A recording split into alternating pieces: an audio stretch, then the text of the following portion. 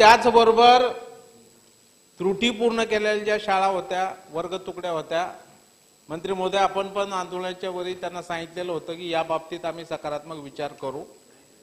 तर त्या बाबतीमध्ये सुद्धा आपण त्यांना जो एक टप्पा त्यांचा राहिलाय तो टप्पा आपण देणार का, हा माझा दुसरा प्रश्न. मंत्री महोदय झालं एकच प्रश्न अजून. आणि तिसरा प्रश्न जो आहे तो सभापती महोदय, आता जे 20%, 40% आणि 60% अनुदान घेतात त्यांना पुढील टप्पा देण्याच्या बाबतीमध्ये सुद्धा त्यांचं आंदोलन आझाद मैदानावर झालं. स्वतः आपण त्या ठिकाणी गेलात, निवेदन घेतलं, 3 मिनिटं प्रश्न तर त्याप्रमाणे त्यांना पुढील टप्पा जानेवारीमध्ये देऊ आपण सांगितलेला आहे. त्यानुसार तो टप्पा आपण कधी देणार.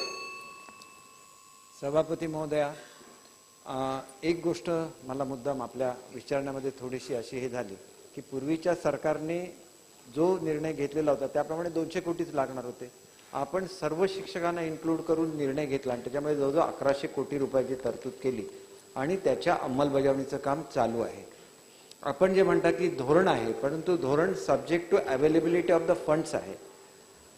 सर्वसाधारणपणे शिक्षकांच्या संदर्भात जेवढे प्रश्न आहेत तेवढे सोडवण्याचा मी माझ्या परीने प्रयत्न केलेला आहे आणि त्याप्रमाणे 31 डिसेंबरपर्यंत सर्व ज्या काही ह्याच्यामध्ये ज्यांना आम्ही घोषणा केली होती परंतु देऊ शकलेलो नाही, त्याच्यामध्ये सभापती महोदय मी हा सुद्धा निर्णय घेतलेला आहे की काही लोक अर्ज करू शकलेले नव्हते परंतु पात्र होते, त्यांचा सुद्धा देण्याचं धोरण घेतलेलं आहे आणि तशी सुद्धा करू.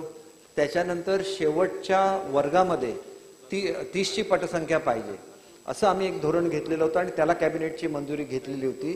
लवकरच कॅबिनेट समोर जाऊन ॲव्हरेज जरी 30 असेल म्हणजे शेवटच्या वर्षामध्ये 28 मुलं असतील, त्याच्या आदल्या वर्गामध्ये 31 असतील, आदल्या वर्गामध्ये 33 असेल, अशी जर 3 वर्गांची शाळा असेल आणि त्याची ॲव्हरेज 30 असेल तर त्याबाबत सुद्धा रिलॅक्सेशन करायची सरकारची तयारी आहे आणि लवकरच आम्ही कॅबिनेट समोर जाऊ, कारण शेवटच्या वर्षाला 30 अशी संख्या ठरवून आपण घेतलेलं आहे. जेवढं काय लवचिक धोरण घेता येतं ते घेतलेलं आहे. दुसरी गोष्ट म्हणजे अनेक प्रश्न हे सातत्याने वर्षानुवर्ष प्रलंबित राहायचे. आता शिक्षकांच्या संदर्भातले जेवढे प्रश्न आहेत त्यांना एका विशिष्ट शिस्तीमध्ये आणण्याचा प्रयत्न केलेला आहे.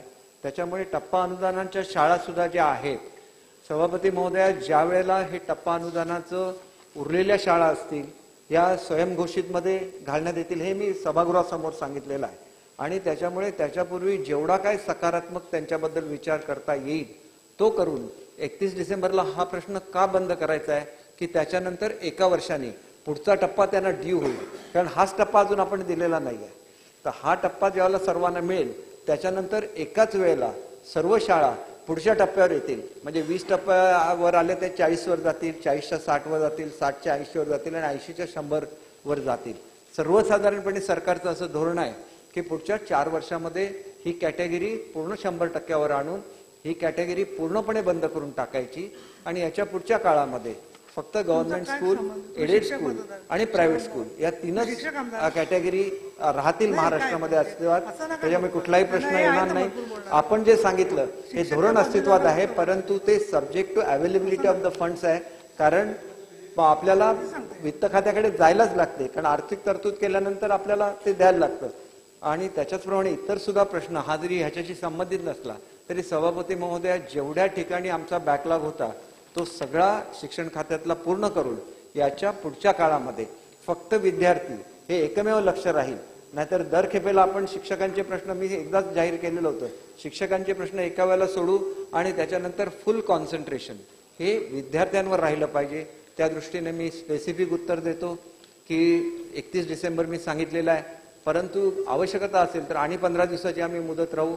परंतु जेवढ्या शाळा एलिजिबल होतील, रिलॅक्सेशन पूर्वी सुद्धा सभापती महोदया केलेलं आहे, ज्या ठिकाणी डॉक्युमेंट मिळत नव्हते त्याला 11 तऱ्हेचे नॉर्म्स दिले, त्यातले 6 नॉर्म्स जरी पूर्ण केले तरी त्या शाळेला एलिजिबल केलेलं आहे. त्याच्यामुळे जेवढं सकारात्मक घेता येईल तेवढं आम्ही करू. धोरण अस्तित्वामध्ये आहे, परंतु ते subject to availability of the funds आहे आणि त्याच्यामुळे आमच्याकडून मी सूचना दिलेल्या आहेत की साधारण सप्टेंबर महिन्यामध्ये संच मान्यता करण्याची प्रथा आहे.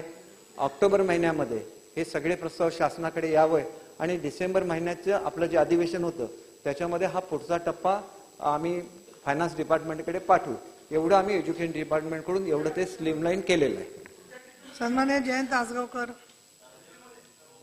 आता हे पण आसगावकरजी त्यांनी आता जे उत्तर दिलं त्याच्या पुढचा काही प्रश्न असेल तर हा, विचारायचा नाही तर त्याच्या तोच पुढ- प्रश्न आणि परत तेच उत्तर नाही, असं त्याच्या 4 पुढ- वेळेला झालं ना तर मग पुढच्या वेळेला आम्हाला विचार करायला लागेल. असं नका करू तुम्ही.